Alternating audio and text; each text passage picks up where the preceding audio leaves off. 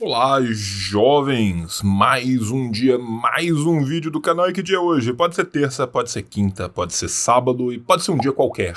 Pode ser octofeira, não sabemos. O que sabemos é que isso é um canal de YouTube. Então o que você faz? Você liga o sininho e já fica curtindo tudo, já fica preparado para os próximos vídeos. E esse canal é o fruto do trisal proibido! De quem? Eu, João, minhas redes na tela, seu Rafael Corrêa, melhor editor de vídeos do Brasil, redes de Menino Rafa pela tela inteira e Dona Nune, melhor capista, melhor artista gráfica, melhor tutor. Redes de Dona Nune. Então fique aí. No final eu volto. E quando eu voltar, vai ter milhões de cupons no paraíso do cupom. Mas antes uma coisinha. O tio sorteia 70 livros por mês. Você quer concorrer? Seja sócio aqui, entre no clube de canais e concorra ao seu livro. Alternativamente, você pode mandar acima de R$ 5 no Pix. Tá aqui o endereço do Pix. Beijo no teu coração. Fica com o vídeo que eu volto no final. Falha e falhará. Falha, falha e falhará. Falha, falha e falhará. Gente, para quem não me conhece, minhas breves introduções históricas são tudo menos breves, tá? Eu prometo que eu vou tentar ficar em mais ou menos meia hora aqui e eu vou, inclusive, cronometrar a minha fala. Tá? Então, assim, a primeira coisa que eu tenho que falar é que o estudo sobre a Coreia Popular no Brasil, ele já vem sendo feito há muito tempo e a gente tem que dar o nome aos bois, a gente tem que prestar os nossos agradecimentos, né? Eu sou formado em História, né? História e Letras Clássicas, fiz mestrado em História Medieval, trabalho com história contemporânea hoje em dia, né? E tem muita gente que trabalha com Coreia há muito tempo e citando, né, uma máxima medieval muito clássica, se hoje vemos mais longe é porque nos sentamos sobre os ombros de gigantes. Então eu quero agradecer aqui ao pessoal do CIJ, né, que depois fez o blog do Solidariedade à Coreia Popular, que foi muito importante para popularizar o conhecimento sobre a Coreia Popular no Brasil, ao CEP Songun brasileiro, né, o Centro de Estudo da Política Songun no Brasil, né, seu presidente, Lucas Rupp, tem um canal no YouTube do CEPS que é muito bom, o perfil do Lucas é ótimo para quem quiser acompanhar, né, as editoras Nova Cultura e Alfa Ômega aqui do Brasil, a Nova Cultura publica diversos livros, não só sobre a Coreia, mas também de autores coreanos traduzidos para o português. É uma fonte muito importante para quem quer se informar. A Alfa Ômega já vinha publicando esses livros há décadas atrás. Foi um trabalho muito pioneiro do pessoal da Alfa Ômega aqui no Brasil, que a gente tem que lembrar sempre deles, né? Existe a Associação de Amizade com a Coreia, a KFA-BR, né? Vocês podem procurar o grupo no Facebook. Por falar em Facebook, tem vários outros grupos grandes lá que acompanham a Coreia, o outro lado da Coreia do Norte, a Frente Brasileira de Apoio à Coreia Popular e o Coreia do Norte em Foco. Então fica aqui meu agradecimento a todos esses camaradas e companheiros que vêm se dedicando ao estudo da Coreia Popular para desconstruir esses mitos que nos são trazidos. A verdade é que se desconhece muito profundamente a Coreia Popular, né? E o que eu quero trazer aqui para vocês hoje é um pouco, né, de, primeiro, como que se deu a formação histórica da Coreia, né? Lembrando que hoje em dia a gente fala Coreia Popular e a Coreia do Sul, mas existe uma única Coreia, né? A Coreia foi separada artificialmente, né? E ela busca a sua reunificação. Pois muito bem, desde a antiguidade, desde o período do bronze na antiguidade, a gente já tem diversos grupamentos que vão se localizar na bacia do rio Taedong, na Península Coreana, né, que vão chegar numa unidade étnico-linguística ainda na antiguidade. Esses diversos grupamentos vão evoluindo ao longo do tempo nas suas formações sociais, até que nós vamos ter, né, no século IX, depois da Era de Cristo, a primeira unificação da Península Coreana sobre o reino Goryeo. Daí vem o Korea, né, o Coreia, que a gente traduz para português, que unificou os dois grandes reinos que já tinham unificado, por sua vez, diversos outros, né, estados e reinos, províncias menores, que era o reino Koguryo, né, onde ficava no norte, o reino Silla. No norte, no reino Koguryo, fica o Monte Paito, que hoje em dia está perto de onde está citado Pyongyang, que faz parte dos mitos fundadores da Coreia. Pois muito bem, já no século IX, quando se unifica pela primeira vez a Coreia sobre o reino Goryeo, a gente vai ter a aparição da aristocracia Yanbang.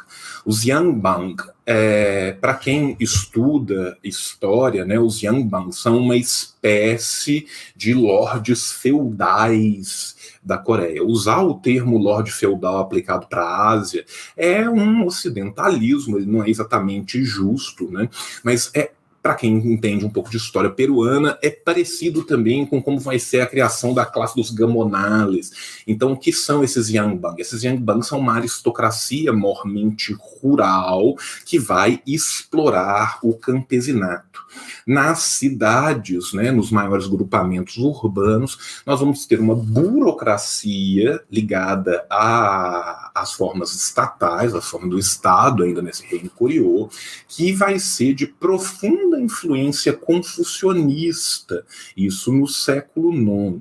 Pois muito bem, o reino Goryeo ele vai sobreviver mais ou menos até o século XIV, com algumas indas e vindas, e para isso a gente tem que entender aonde que a Coreia está localizada no mundo, né? A Península Coreana, ela é uma península pequena, um lugar, né, fisicamente, geograficamente pequeno, cercado por vários outros países e reinos muito maiores do que eles, né? Então a Coreia, desde o seu nascedouro, ela tinha, né, suas fronteiras com a China, né, a Mongólia logo acima dela, e do outro lado do mar já tinha o Japão. É muito importante a gente entender a Coreia enquanto este reino menor, unificado, único, comunidade étnico-linguística, perante esses vários grandes reinos, porque exatamente a política interna desses vários outros grandes reinos vão influenciar muito como que eles vão lidar tanto com suas fronteiras, os diversos fechamentos de fronteiras que eles vão ter ao longo dos séculos, bem como que eles vão fazer a sua política externa, uma política externa pendular. As idas e vindas dos reinos, e principalmente dos reinos circulantes, ou seja, a Coreia foi invadida pelos mongóis, a Coreia durante muito tempo teve problema com os manchus na fronteira com a Manchúria, muito ironicamente seria exatamente uma China unificada, a Manchúria seria extremamente importante para a independência coreana posterior e para a luta anticolonial japonesa, né? E a Coreia também sofreu com invasões japonesas ao longo da sua história. Pois muito bem, no século XIV, a Coreia vai ser unificada, vai surgir uma nova dinastia que vai se manter até praticamente, né, a virada do século XIX para o século XX, que é a dinastia Choson. Né? Quem fala coreano, eu não falo coreano, eu leio muito mal em Hangul, então a minha pronúncia com certeza não é tão correta assim, eu peço desculpa aos falantes de coreano. A dinastia Choson, ela foi extremamente influenciada pelo neoconfucionismo, principalmente por causa da histórica proximidade que existia entre a Coreia e a China. Seria já durante a égide da dinastia Joseon que a Coreia vai se tornar um estado tributário da China, no caso ainda durante a dinastia Ming, né? Porque ela vai criar uma ideia, e essa ideia vai seguir a Coreia em todo o tempo, que é uma ideia neoconfucionista, que é seguir o grande, ou seja, como um reino pequeno, enclausurado, encastelado ao meio de várias outras potências maiores, ela tenta se manter em boas relações com uma dessas potências, no caso, a maior dessas potências, a China, para exatamente, a partir de boas relações com a China, evitar os perigos fronteiriços. Apesar disso, a Coreia vai fechar as suas fronteiras diversas vezes ao longo dos séculos. Após os ataques dos mongóis no século XIII, que inclusive vão ser o que vão levar à subida da dinastia Joseon, a fronteira foi fechada durante um tempo. Após os ataques japoneses do século XVI, a fronteira foi fechada novamente. E também no século XIX, com o colonialismo europeu, né, o imperialismo europeu chegando até a Ásia, né, com tentativas de invasões dos portos, há novamente um fechamento da fronteira. Vão ser nos 2 últimos quartéis do século XIX que a dinastia Joseon vai começar a ruir internamente. Isso vai levar com que aquela aristocracia Yangban que eu tinha falado suba ao poder e tente novamente, seguindo uma longa tradição do seu povo, fechar as suas fronteiras. Porém, essas fronteiras vão ser abertas à bala, né? Já em 1873, em 1876 nós vamos ter a ocupação da ilha de Kangwa pelo Japão, que vai levar, por exemplo, ao movimento Donghak, né, vai levar a revoltas camponesas na Coreia, que também fazem uma longa tradição na Coreia. A Coreia é permeada por revoltas camponesas desde do período que nós chamamos de Idade Média, né, que é o período dinástico do povo coreano. E nós vamos ter constantemente, durante o final do século XIX, a pressão imperialista vindo externa dos países europeus, e principalmente o imperialismo japonês, né, pós-reconstrução Meiji, entrando para dentro da Coreia. Isso vai levar a uma série de tratados desiguais a partir de 1876. Pois bem, esses tratados desiguais, eles vão de pouco a pouco minando toda a então existente autonomia e soberania da Coreia. Tá? O primeiro tratado desigual que o Japão vai fazer com a Coreia vai ser a respeito da questão comercial coreana e de como que vai se dar essa produção. Depois vão ter tratados desiguais sobre o controle do exército coreano, e a partir do controle do exército vão ser colocados, né, a própria burocracia estatal japonesa dentro da Coreia. Vai se ter uma anexação de facto já ainda no século XIX, e finalmente, depois da guerra russo-japonesa de 1905, com a vitória esmagadora do Japão, em 1910 você tem a anexação formal da Coreia e o final dessa dinastia Joseon. O período entre 1894 e até 1944 é precisamente este período onde a Coreia está sob a égide do imperialismo nipônico. Nós vamos ter, então, o avanço dos tratados desiguais, a perda da sua independência externa, a perda do seu controle sobre sua própria defesa, a formação dos zaibatsus. Os zaibatsus, eles eram grandes conglomerados industriais que os japoneses exportavam nas periferias, né, do seu império, principalmente no seu imperialismo do século XIX e XX, onde eles faziam instalação desses grandes conglomerados industriais para, via pacto colonial, forçar a produção de bens que eram interessantes para o Japão. Né? Além disso, nós vamos ter ao mesmo tempo uma, entre aspas, modernização da Península Coreana, modernização essa voltada simplesmente para o exterior, sem nenhum tipo de contrapartida, cuja única contrapartida é a exploração e a opressão sistematizada do povo coreano. Lembrando que aquela elite Yangban que eu falei lá atrás, ela foi uma elite colaboracionista, ou seja, ela colaborou com o imperialismo japonês para se manter encastelada no poder, o que levou, por sua vez, também a outras revoltas camponesas durante todo esse período. Outra coisa que foi feita durante esse período foi a niponização forçada.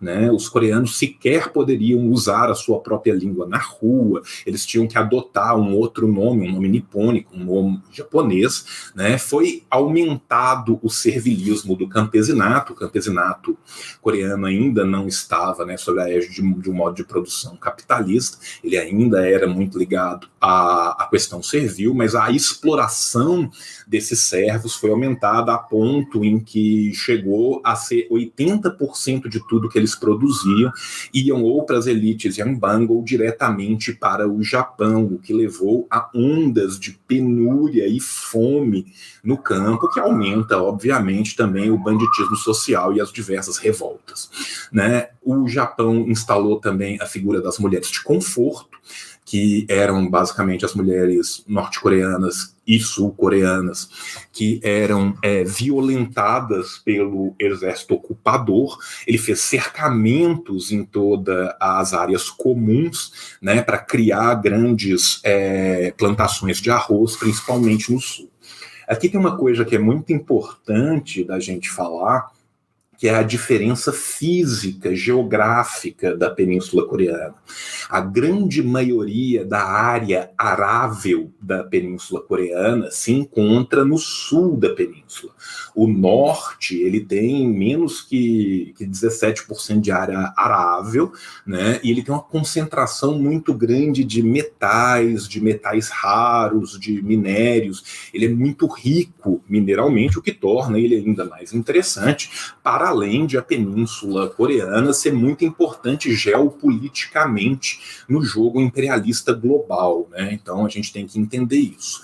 Para a gente fazer só algumas datas que são muito importantes, né, nesse caminhar do imperialismo nipônico, né? Nós vamos ter em 1910 essa anexação formal. Em 1919 nós vamos ter um grande movimento, já com o final da Primeira Guerra Mundial, né, que é o movimento 1º de Maio. A partir do movimento 1º de Maio, que foi uma sequência de revoltas que aconteceram dentro da própria Coreia contra revoltas anti-imperialistas, né, a gente vai ter uma cisão nesse movimento. Esse movimento vai ser brutalmente reprimido, e nós vamos ter uma cisão ideológica dentro desse movimento, onde de um lado nós teríamos, né, os liberais nacionalistas que vão fazer o governo provisório de Shanghai, dentre os quais o mais destacado nessa época será Syng Man-rhee, que depois virá a ser presidente, né, eleito pelo consórcio de 38 votos da ONU, do que viria a ser a Coreia do Sul. E do outro lado nós vamos ter, principalmente vindo do norte, né, uma influência de grupos já influenciados por ideias socialistas, dos quais o principal vai ser o Kim Il-sung, né? Isso vai gerar uma influência que vai aumentar ainda mais na década de 20, né, uma influência tanto russa por meio da Terceira Internacional, quanto chinesa, né? Lembrando, né, que na década de 20 já vai começar a longa Guerra Popular Patriótica Chinesa. Né? Em 1925 nós vamos ter a primeira fundação do Partido Comunista Coreano, mas que esse vai se dissolver rapidamente em 1928. Já a partir desse movimento 1º de Maio que eu falei lá em 1919, nós vamos ter então o início da expulsão massiva desses elementos, né, revolucionários, ou ao menos reformistas radicais, como eram os liberais nacionalistas, do próprio território. Boa parte deles vai para o território chinês, ou para o território mongol, ou para o território russo. Vai ser principalmente a partir do território chinês, da fronteira com a Manchúria, que faz fronteira com a Coreia do Norte, né, com a parte norte da Península Coreana, que vai ser desenvolvida uma guerra popular e um exército revolucionário popular. Em 1930, nós temos a fundação do ERC, o Exército Revolucionário Coreano.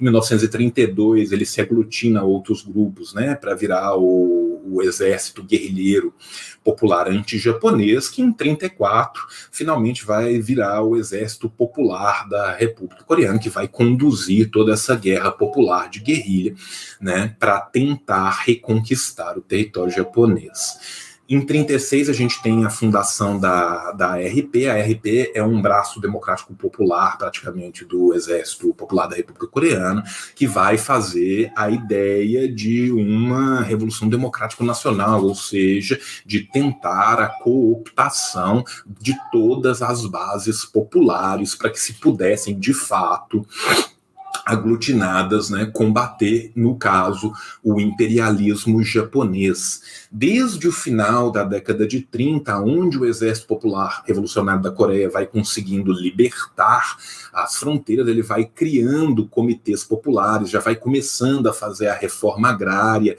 já vai começando a banir as leis segregacionistas e racistas do imperialismo japonês, né, e isso vai consolidando a revolução no seio popular.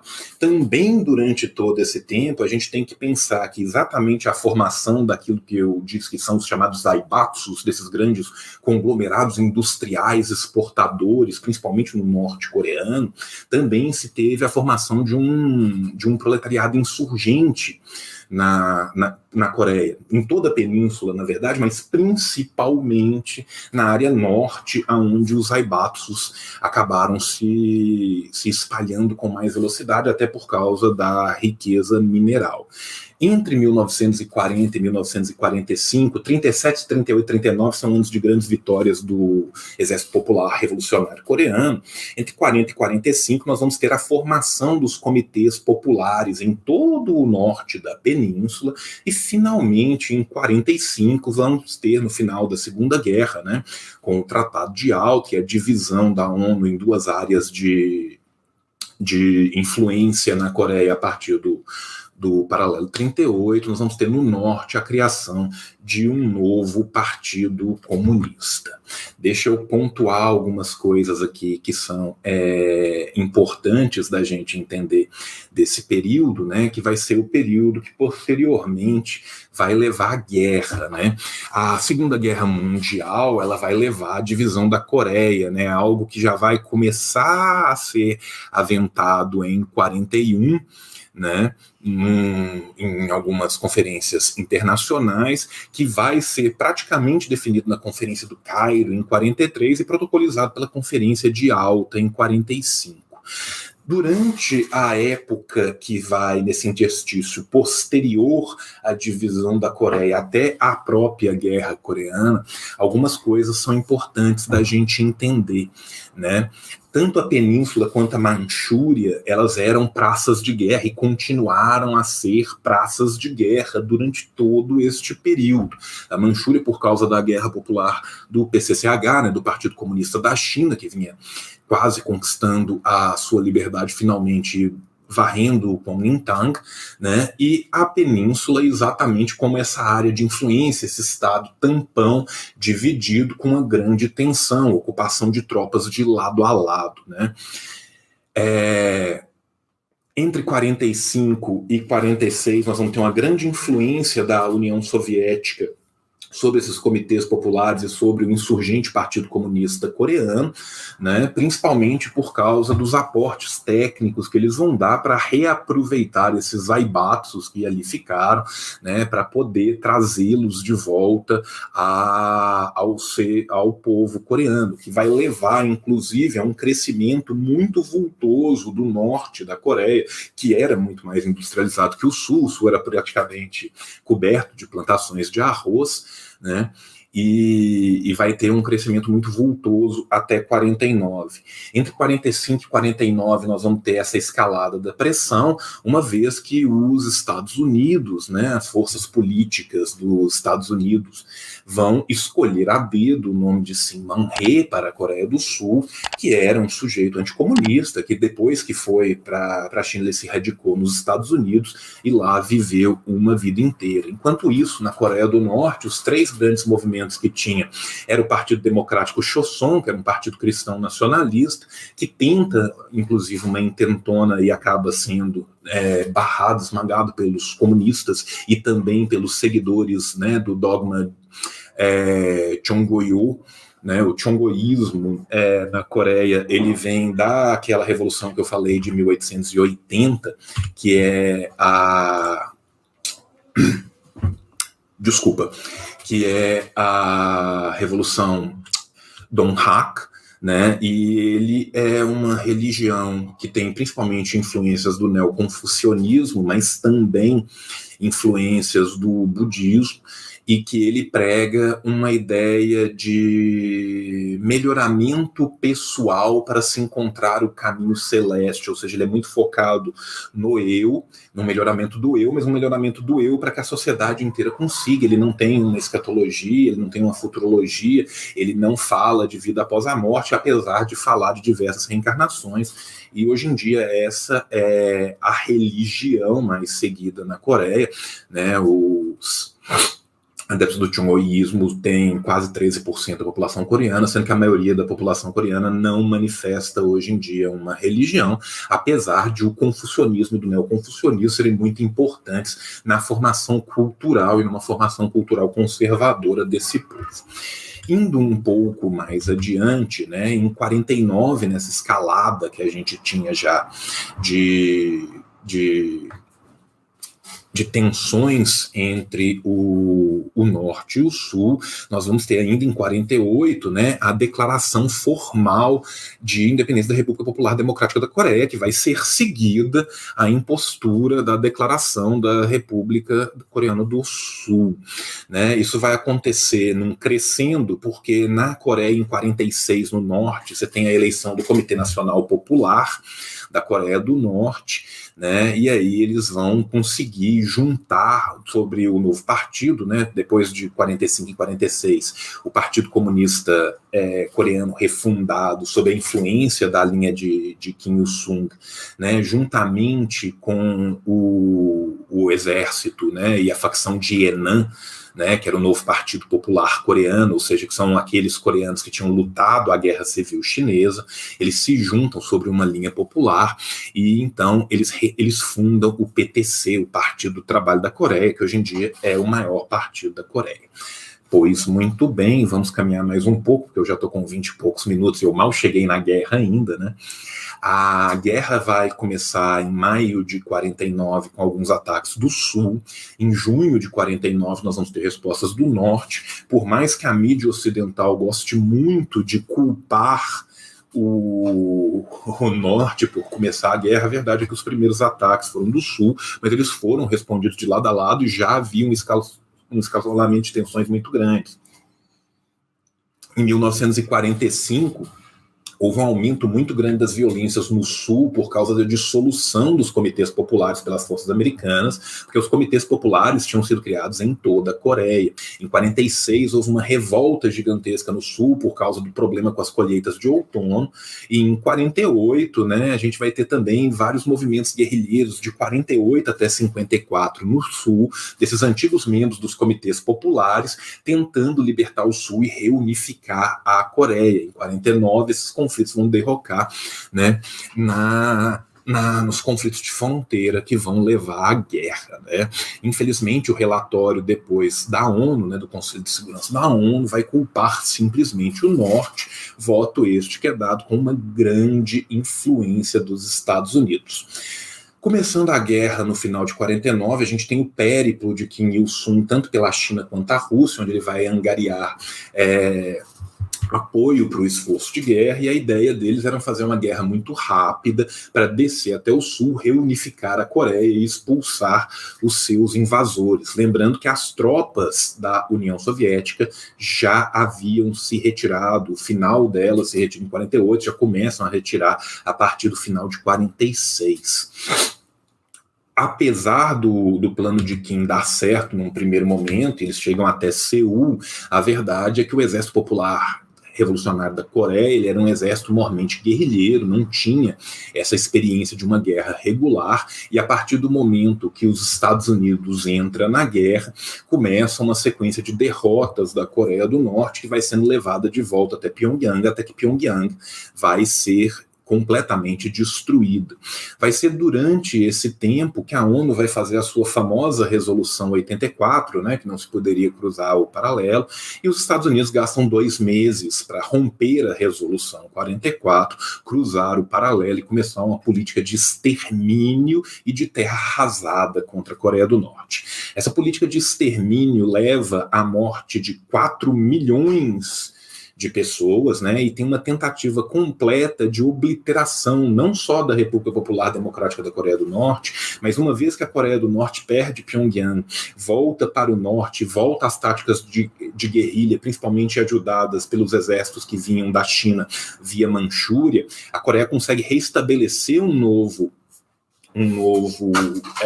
equilíbrio de forças nessa guerra e consegue descer de novo, chegando inclusive até Seul, no paralelo 37, onde vão começar as negociações de paz.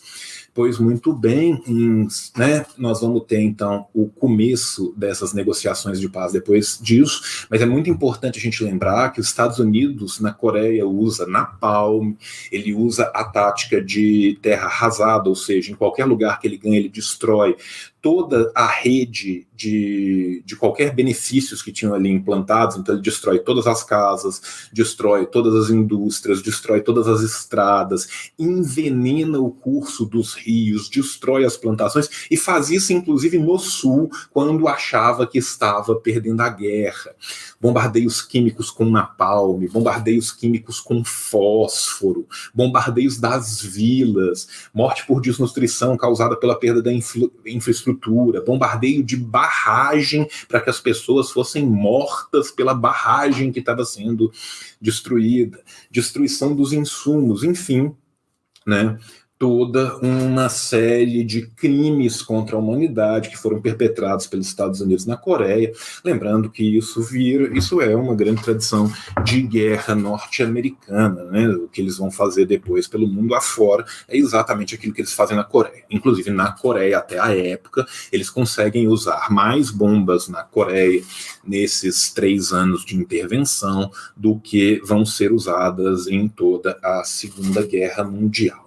Bem, chegando então nesse impasse, né, que é a retomada de Seul em 51 e o início das, conversações de paz, em 53 nós temos o armistício de Panmunjom, né, só lembrando que esse armistício é um cessar-fogo, não significa que a guerra acabou, ou seja, a Coreia continua em guerra desde a década de 50. Imaginem vocês o que é você perder a época, 50%, 45% da sua população, ter o país completamente arrasado e passar 70 anos em guerra declarada, esperando a qualquer momento que essa guerra volte, com o seu país cercado por frotas da maior potência imperial do mundo, com armas nucleares instaladas no sul, apontadas contra o país, e com a marinha americana deixando estacionados ao menos 30 mil homens na Coreia do Sul a qualquer momento. É isso que enfrenta a Coreia do Norte há 70 anos.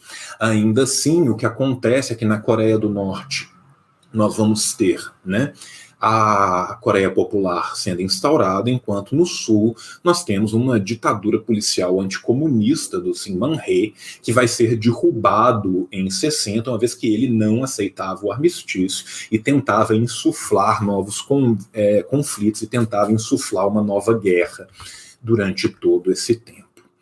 Indo rapidamente para o que acontece depois, para que eu não passe muito do tempo que eu tinha prometido para vocês, vai ser na década de 50 que nós vamos ter, 50 e 60 principalmente, a reconstrução da Coreia. A Coreia fica nessa situação completamente devastada, é um país que não tem nada da sua infraestrutura, não sobra nada, eles têm que reconstruir o país inteiro.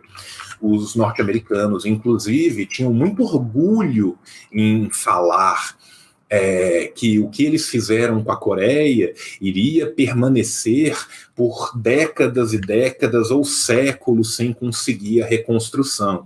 A verdade é que o esforço da Coreia Popular, de toda a sua população municiada pelo Partido do Trabalho da Coreia, conseguiu reconstruir a Coreia em 4 anos. 4 anos depois do armistício, a Coreia já alcançava números econômicos tão iguais aos números de 1949, o último ano antes da declaração da guerra. Isso nos mostra que algo de certo estava sendo feito naquele trabalho de reconstrução. Esse trabalho de reconstrução em 50 e 60, ele vai ser auxiliado pela União Soviética, bem como auxiliado pela China, naquela tradicional política pendular que é histórica, que é milenar no reino de Goryeo e que também vai ser na Coreia Popular. A Coreia não entra no Pacto de Varsóvia, ela fica comercialmente junto com os países, tem grandes trocas comerciais, inclusive ela se torna bastante dependente dessas trocas comerciais, quanto mais por causa das sanções que lhe são impostas desde a sua independência, né? Mas ela não chega a entrar no Pacto de Varsóvia. Por quê? Por causa da ideia Juche. O que é a ideia Juche? É depender de si mesmo, é a sua autossuficiência.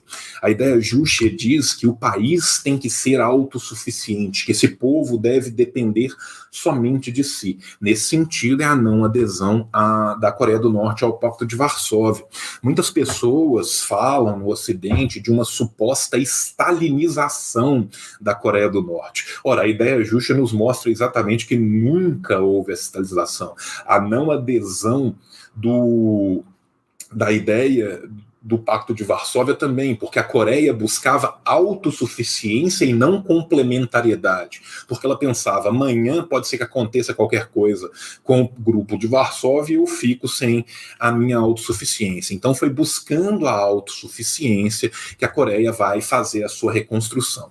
É óbvio que a reconstrução de um país que é cercado de inimigos por todos os lados, sendo o maior deles, o maior império do planeta, é uma reconstrução onde a face militar deste país vai ser muito importante. Agora, a gente tem que entender a militarização e a posterior política Songun, né, que Songun em coreano significa militar primeiro, como diria meu querido camarada Lucas Rubio, como um transbordamento das áreas militares dentro das áreas da sociedade como um todo. Ou seja, o exército ele participa ativamente da construção social daquele país. E as pessoas também são militarizadas, ou seja, existem milícias populares exatamente porque elas têm que se preparar, porque não é simplesmente uma abstração de o que aconteceria se tivesse uma guerra. Não, eles estão oficialmente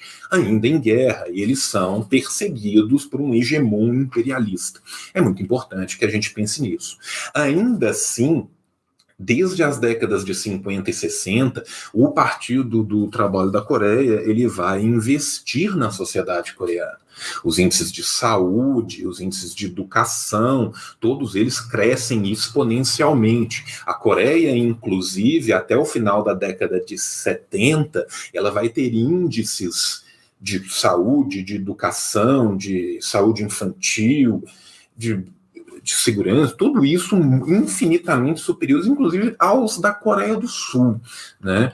Esse período, então, de 60 e 70 vai ser principalmente esse período depois da ruptura, né, sino-russa, um período pendular, né, onde a Coreia ora se aproxima mais da China, ora se aproxima mais da Rússia, se aproxima também de outros países. A Coreia tinha um grande comércio material com os países do Bloco do Leste Europeu e posteriormente também com a Iugoslávia, o que vai garantir à Coreia uma modernização do seu exército, bem como melhorias para a sua população.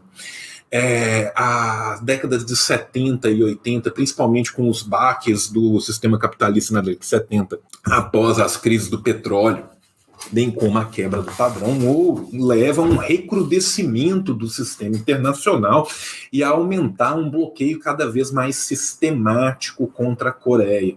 Isso vai começar a ter os seus primeiros efeitos já na década de 80, também com os problemas econômicos dos grandes parceiros coreanos, que também passam a mudar a forma que eles faziam essas trocas. Muitas vezes essas trocas eram feitas até então de bens por bens, e aí eles passam a precisar de moeda para intermediar essas trocas, o que faz com que a Coreia do Norte, a Coreia Popular tenha grandes problemas em angariar esses fundos. Isso já vai começando uma decadência econômica.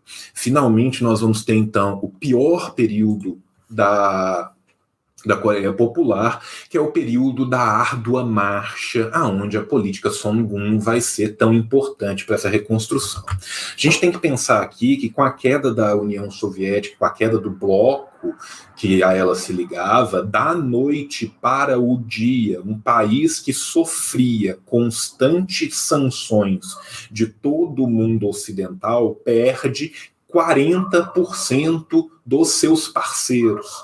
E os que se mantêm, como o Vietnã, por exemplo, passam a cobrar em dinheiro e não em troca de produto desse país. Foi, então, uma década de extrema penúria que os próprios coreanos chamam de a árdua marcha e da qual eles falam com muito orgulho, porque eles se uniram enquanto um povo, se uniram pela política Songun, ou seja, o militar primeiro. Por quê? Porque eles entenderam geopoliticamente que se eles não conseguissem a sua independência nuclear, eles seriam eventualmente tragados pela potência, pelo hegemon que ali se configurava, e aí sim, de forma hegemônica. Aí sequer o mundo estava sob uma égide geopolítica internacional bipartite. Em 1990, todo mundo lembra, Fukuyama, fim da história, o capitalismo venceu, né? Então, este é um momento pelo qual o povo coreano tem que se unir, de fato. E outra coisa, vamos pensar o que são sanções aqui. Sanções são sanções para qualquer tecnologia de uso dual.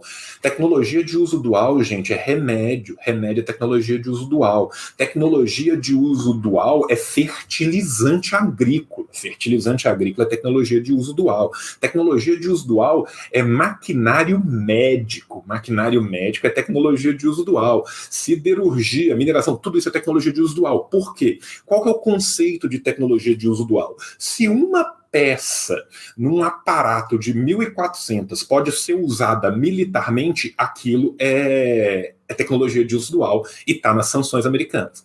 As sanções americanas são tão covardes, tão cruéis, tão genocidas, que não somente isso, como se qualquer peça de uma máquina qualquer for fabricada no território ou por uma subsidiária de uma empresa norte-americana em qualquer lugar do mundo, a peça inteira é considerada norte-americana e é passível de embargo.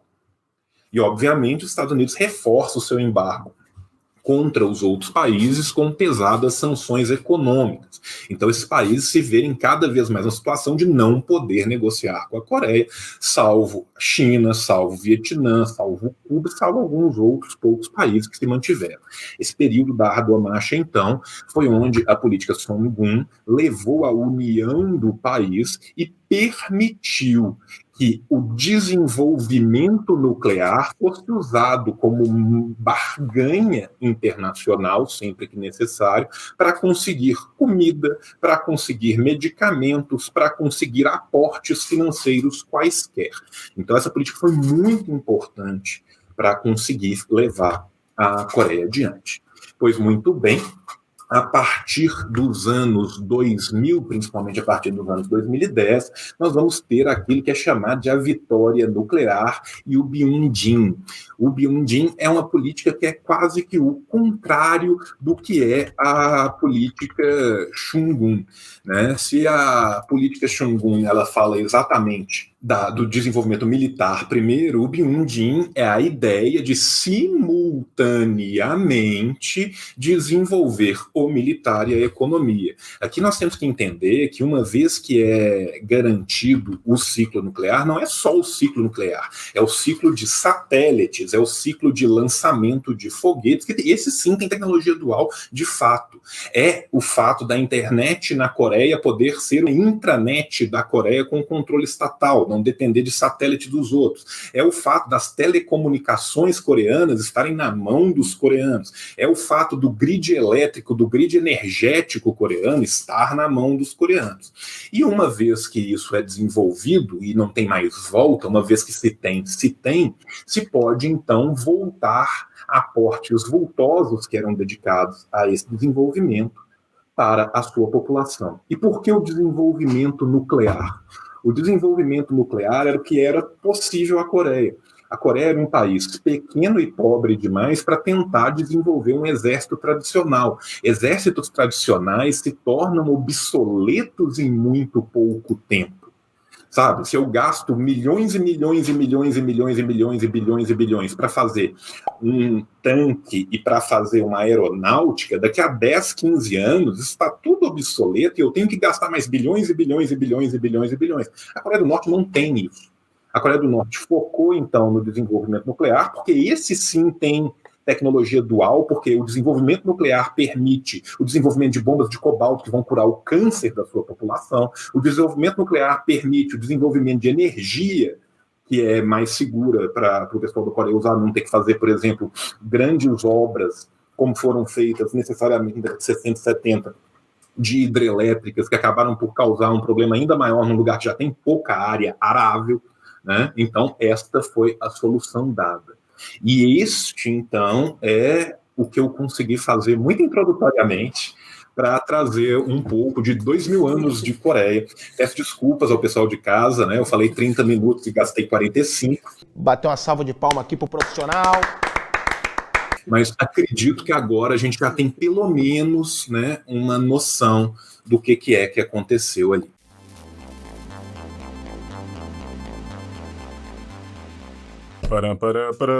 Terminou, mas não terminou. Não terminou, sabe por quê? Porque tem paraíso dos cupom. Tem cupom para um caralho, tá cheio de cupom. Vamos lá.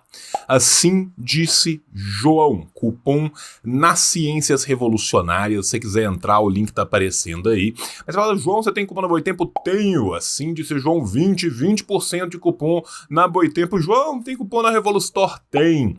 Assim disse o João, 20, a partir de 2 pôsteres você ganha 20%. Mas João, eu queria comprar um livro do Lavra Palavra. Tem também.